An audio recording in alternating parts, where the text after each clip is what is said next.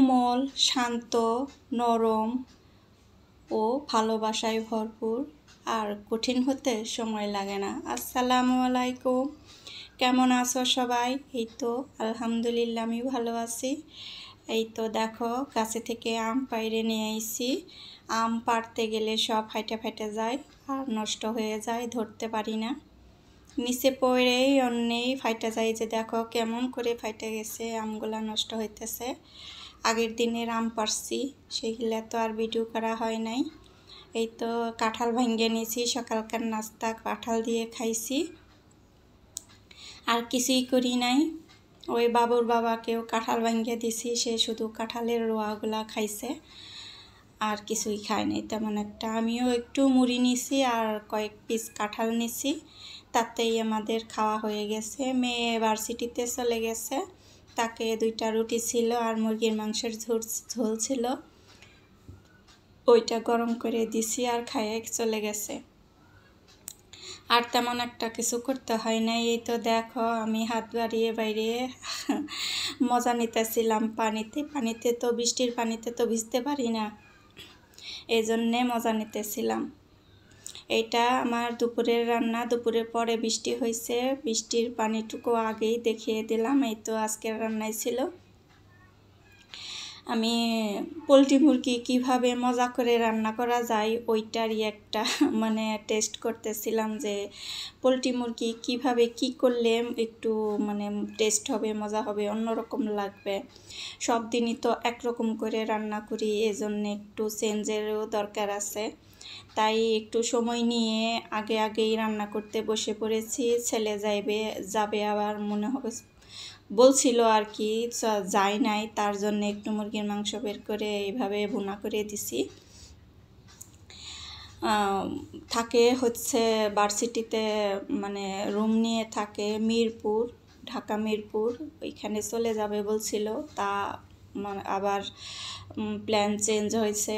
Class ভার্সিটির class এই শুরু হয় এই বন্ধ হয়, ক্লাস ওই দিন আর ক্লাস ছিল না বলে তার জন্য গেল না, ক্যান্সেল হয়ে গেছে। তারপরেও রান্না করলাম, আমরা খাইলাম একটু।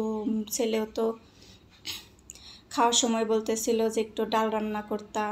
তারপরে আমি বললাম যে ডাল রান্না করব, তুমি তো এই একবার খেয়েই চলে যাবা, আর ডালগুলা বেশি থাকবে। ডালগুলা তো আমরাও তেমন একটা খাই না, মুরগির মাংস কখন খাবো, ডাল খাবো কখন। আবার একটু কারকল ভাজি করে নিছি।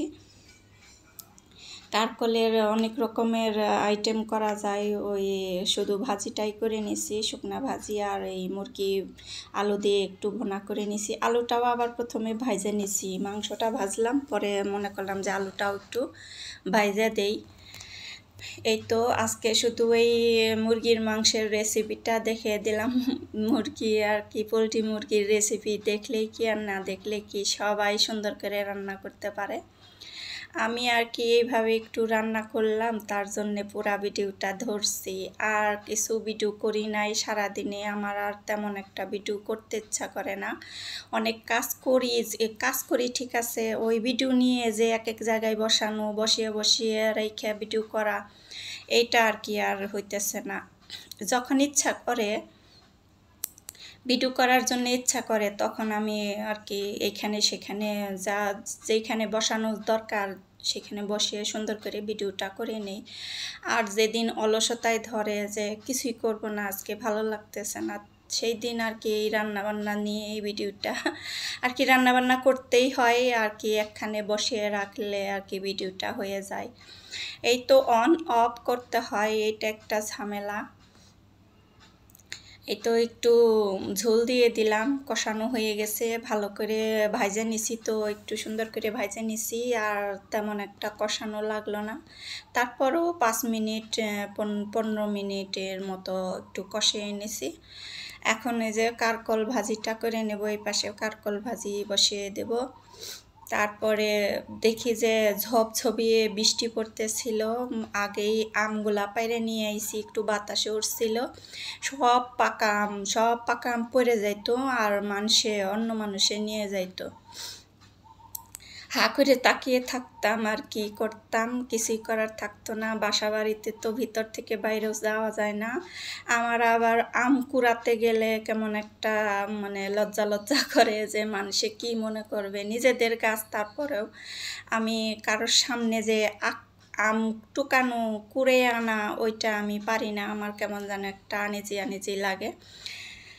আর আমি যে আম পাড়তে যাই তখনও ভিডিওটা আমি ক্যামেরাটা নিয়ে যাই না, যে কে কি মনে করে যে আম পাড়তে এসে তারপরেও মোবাইল নিয়ে ভিডিও করা লাগে। এই তো দেখো এই যে রান্নাঘরে জানলা দিয়ে দেখাই দিতেছি যে ঝুরঝুরিয়ে বৃষ্টি পড়তেছে। যখন বেশি বৃষ্টি হলো তখন আমি আনন্দে তারপরে ছাদে চলে গেছিলাম যে একটু দেখি বৃষ্টিটা বাইরে থেকে অতটা দেখা যায় না আর কি, রুমে থেকে অতটা দেখা যায় না। এই তো এই যে একটু এইখানে আমার বাগানে চারপাশে গাছগুলা অনেক বৃষ্টিতে ভিজে অনেক সতেজ হয়ে গেছে, সুন্দর তরতাজা হইতেছিল।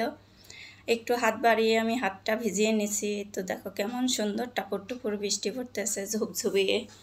এরকম বৃষ্টি আমাদের এখানে এই প্রথমই হইল, মানে অনেকক্ষণ হয়েছে বৃষ্টি। আমাদের তেমন একটা বাতাস উঠে কিন্তু বৃষ্টি তেমন হয় না। বৃষ্টির রহমতের বৃষ্টি, আল্লাহ ঝড়ঝরিয়ে পড়তেছে, আল্লাহ দিতেছে।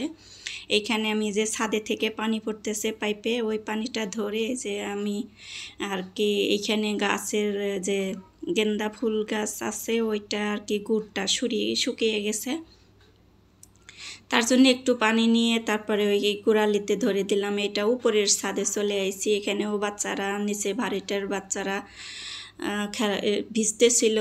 আমারও মনে চাইলো যে একটু ভিজি, তারপরে মনে করলাম যে আমার তো ঠান্ডার সমস্যা আছে, এজন্যে আর কি এই যে পাওটা মানে বৃষ্টির পানিতে একটু ধুয়ে নিয়েছি। তারপরেও টেনশন ছিল যে ঠান্ডাটা বেড়ে যেতে পারে। আমার ঠান্ডাটা অতিরিক্ত মানে একটু কিছু হইলেই মানে ঠান্ডাটা বেড়ে যায়। আজকের ভিডিওটা এই পর্যন্তই ছিল। ভালো থাকো, সুস্থ থাকো আর ভালোবাসা দিয়েও ভিডিও